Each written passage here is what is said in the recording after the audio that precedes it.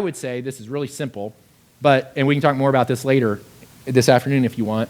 But for me, the primary difference between a small group and a missional community is that most small groups are really organized around community. That community is the organizing principle. I think you could argue that the rise of the small group ministry, a few decades ago, really came about with the rise of the megachurch. Because megachurches were recognizing that lots and lots of new people were coming in the front door, but just about the same number of people were going out the back door. And we realized that if we connected people together relationally, especially in homes, they were less likely to leave your vendor of religious goods and services and go to the vendor of religious goods and services down the street. So because of that, most small groups, the primary organizing principle is community. It's about connecting people together relationally. Is that a bad thing? No, that's a good thing. But is that the difference between that and a missional community is a missional community is organized around or catalyzed by mission. It starts with mission. And I think when it starts with mission, I would argue that actually more genuine community and discipleship flows out of mission rather than the other way around. Because we think a lot of times if we get a small group together and if we experience the right community and we do the right kind of discipleship, that eventually we'll get to mission. I don't see that happen very often. So a missional community is organized around mission, and community and discipleship flows out of that. So do you see we're just kind of moving down the continuum? So then these last two really kind of bleed together. People group encounters. What I mean by that is just there's a group of people in the church that believe God has called them or sent them to a certain people group in their community. So it could be an ethnic group, it could be an affinity group, it could be skateboarders or surfers or car enthusiasts. It could be a vocational group. It could be school teachers at the school down the street. It could be the first graders at the school down the street. But there's some group of people in the church, 3, 4, 5 people that say, you know what, we feel like God is calling us to this people group. And then the last one is, and again, this kind of bleeds in, but the last one, missionary engagement or encounter, that is just about when we equip every member to think and act like a missionary, where they live, work, and play. So it's missionary formation. It's when we try to equip every member, not to be a great minister, but to be a great missionary. And we equip and send them out. So do you see this as a continuum? And once again, you don't want to live in a category. We want to live on a continuum. It's kind of a dance. Now here's what I would say. Last thing, and then let me share with you how I like to use this. On this end of the continuum, as you move towards this end of the continuum, I think there will be a greater dependency on discovery and discernment. And we're going to talk a lot more. That's the next paradigm shift, really. But as you move towards that end of the continuum, we have to be paying a lot more attention to what God's doing around us. We have to discover what God's doing and discern how he wants us to participate. Also, I would argue as you move towards this end of the continuum, there's going to be an increasing personal cost and risk. David and I were just talking about this, that some people just don't want to go there. It's like, well, I really like it down here. And the reality is when you move towards that end of the continuum, many of you know this, as you really engage God's mission, it can become very risky and it can become very costly. Costly, it can be financial costs, it can be time costs, all kinds of things. But I would argue at the same time, that's where the adventure is. I mean, I don't want to sound critical to this end of the continuum. I don't find this very adventurous. It's also not very costly or risky for most of us, right? But so I don't sound too negative towards this end of the continuum. There's an arrow that points this way too. So hopefully, as we move towards that end of the continuum, we're experiencing increasing rest, replenishment, and community. So, in other words, you can't live on this end of the continuum all the time. Now, I think as a church in North America, we need to help the church and push them towards that end of the continuum, but you can't live there all the time. I like to say all of this is best done as a communal activity. Missional engagement is best done as a communal activity. Now, there'll be times God will call and send us individually to engage in his mission, but I think it's best done in community. And then the second thing is just, that rest and replenishment, that it's hopefully on this end of the continuum, we are experiencing this in true biblical community, and in the midst of that, we don't get burned out. We are experiencing replenishment and refreshment. Does that make sense? So then, let me just share with you 3 ways I like to use this, and then let's talk about it a little bit. So one way is, and I've already said this, but just to say, look, I do think it's healthy to see it on a continuum. It's not an either or. It's a both and. Secondly, I think when evaluating success for the church, we have to move away from measuring only things on this end of the continuum. So, as it says there, buildings, budgets, and butts no longer suffice. We can't just, but that's true, isn't it? I mean, when we measure success, what do we measure? Everything doing with this. What if we started developing scorecards or other measurables for those other categories? Now, I'm not saying you stop measuring these things down here, but I think if we started measuring things on that end, two things would happen. One, it would give us a better, true idea of the influence we're having on our community. But then secondly, it shows people what we value. I mean, like down here, what if we started measuring things like how many meals we share with lost people? I mean, most of us eat 21 meals a week. Some of us eat more than that, I realize. But most of us eat 21 meals a week. Well, what if we started asking people to say, you know what? I want you to give 2 or 3 of those meals a week to someone.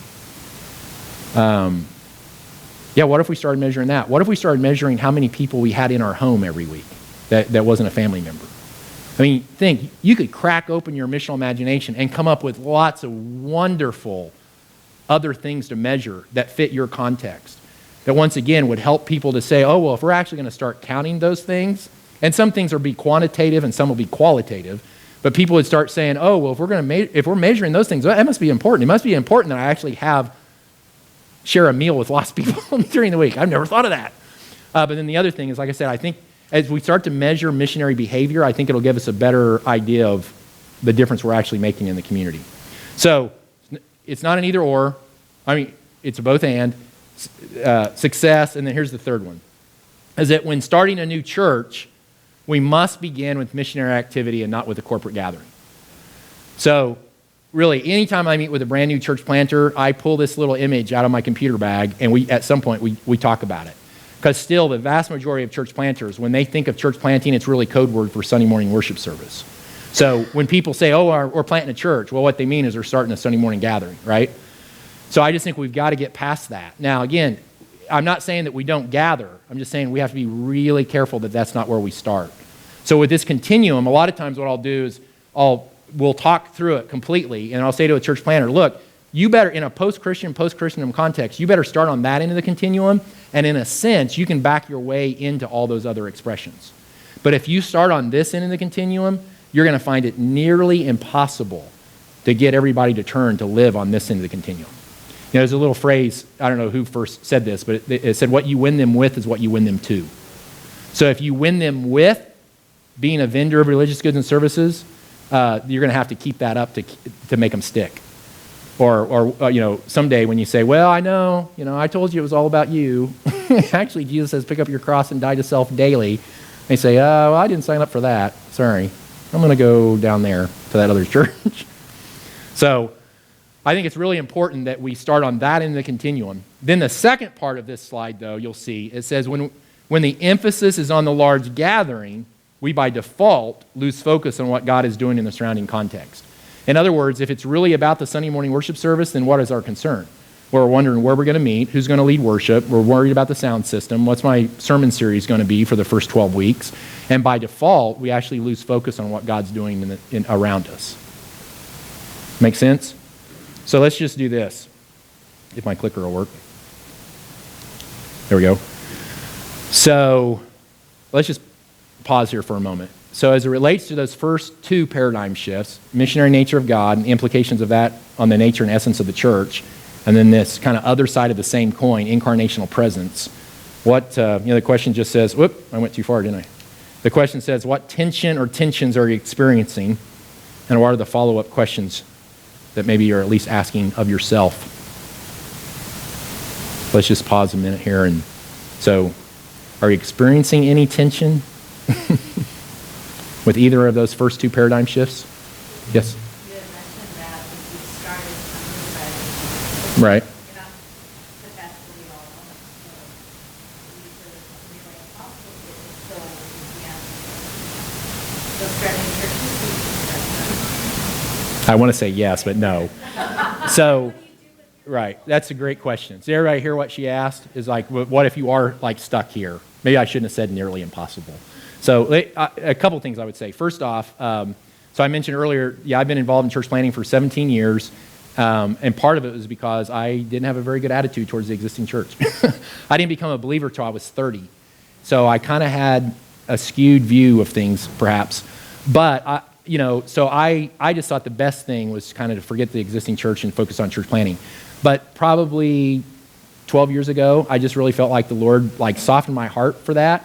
And just to realize there are nearly 350,000 existing churches in the United States. So what if just 10% of them, what if 15 or 20% of them started making incremental shifts in more of an outwardly focused missional direction? I mean, then we'd have a chance to change the world. So, no, I don't think, and in fact, that's what we'll really talk about this afternoon, is what do we do? I mean, if you're in that existing congregation, what can we do? Well, I think the first thing is we have to start with paradigm shifts. So it's, you've got to find a way to talk about this, to teach on this, to preach on it, to put people in processing groups, book reflection or book discussion groups, all kinds of things, just to get people to start having their paradigm challenged, and then to start to change a little bit. And then, some of this actually so a lot of this afternoon is going to be about the practical stuff, but let me share a couple other things that we probably won't have a chance to get to. I think we underestimate the incredible power of story.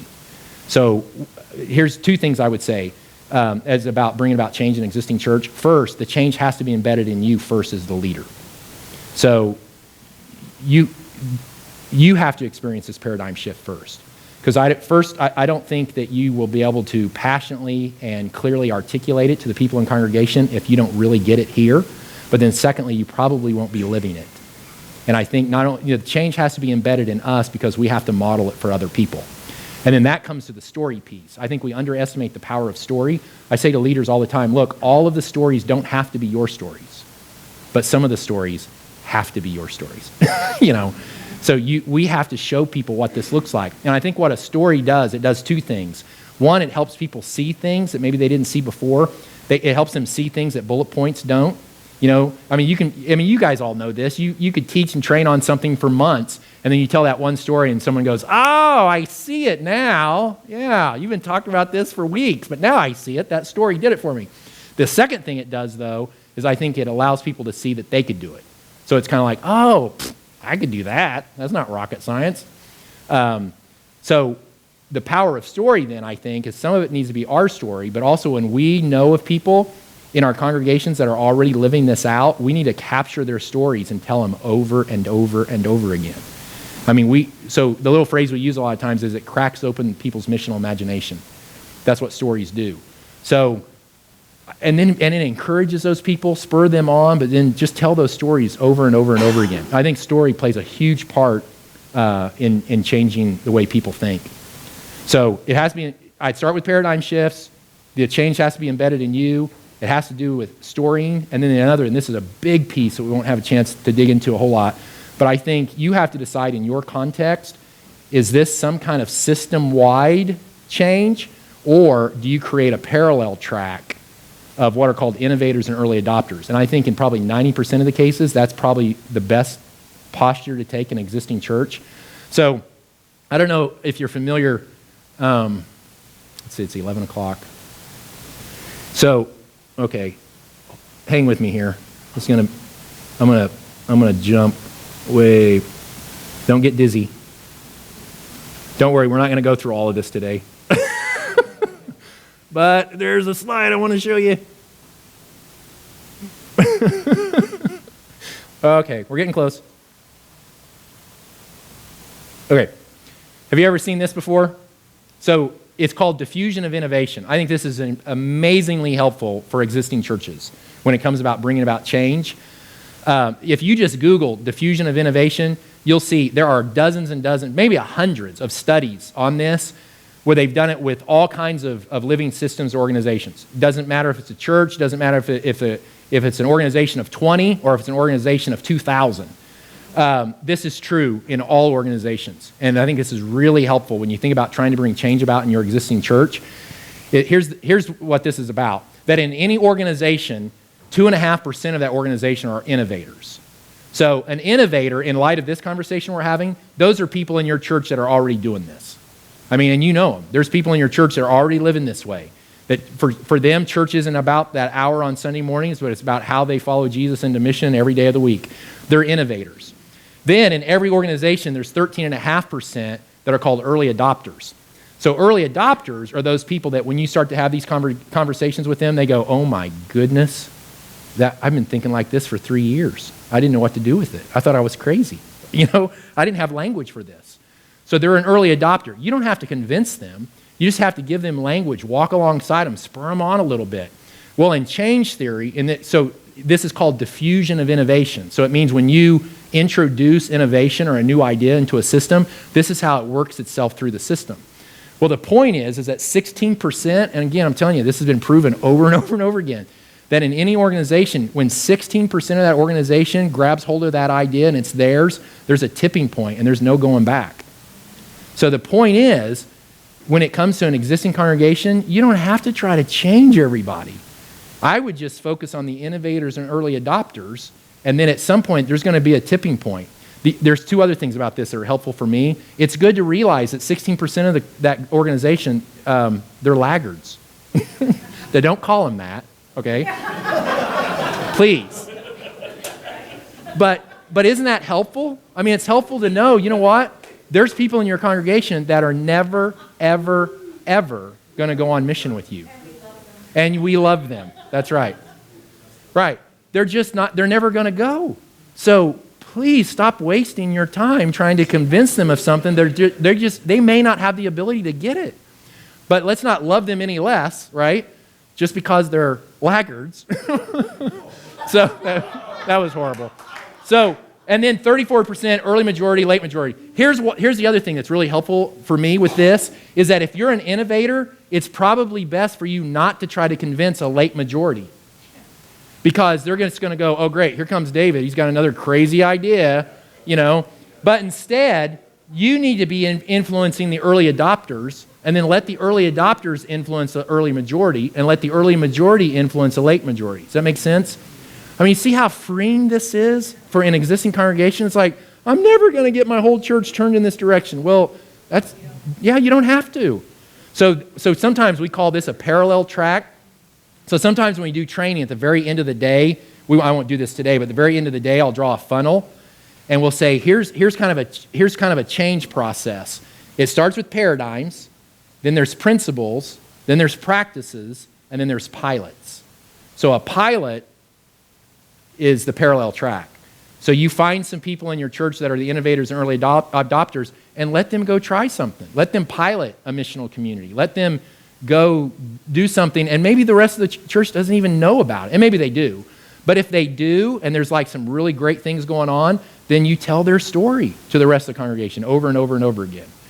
So again, you realize this doesn't happen overnight. I mean, this is a long haul, and why wouldn't it be? I mean, we've had 40 years of creating this consumeristic church. Hopefully it's not going to take 40 years, but also I tell you, to kind of go back to your original question, I'm very encouraged. There are whole denominations that are just changing the way they do lots of different things as it relates to church revitalization, as it relates to church planting, that fits this. So there is, and it's not all the churches, but they're kind of the breadth, I guess, of the missional conversation is so much wider than I think it's ever been before. And I think in large part, early on, it's about that crisis of influence for some, but for even more, it's about that crisis of mission. They know there's got to be a better way. There's got to be a more biblical way. I love Alan Hirsch's, one of his books is called The Forgotten Ways. That's what it is. This is kind of like none of this is new, right? But it's kind of a forgotten way that, once again, I love David's analogy about scraping off that old paint kind of to get back to the original. So, we got one more paradigm shift. Are you up for, because I think we could take a short break. You feel like you need to take a short break, and then we'll come back for about 30 minutes and then break for lunch? Okay, let's do that. Can we just take like a 5-minute break? Let's come back, hit the last paradigm shift, then we'll do lunch, and then after lunch, we'll get into real practical stuff.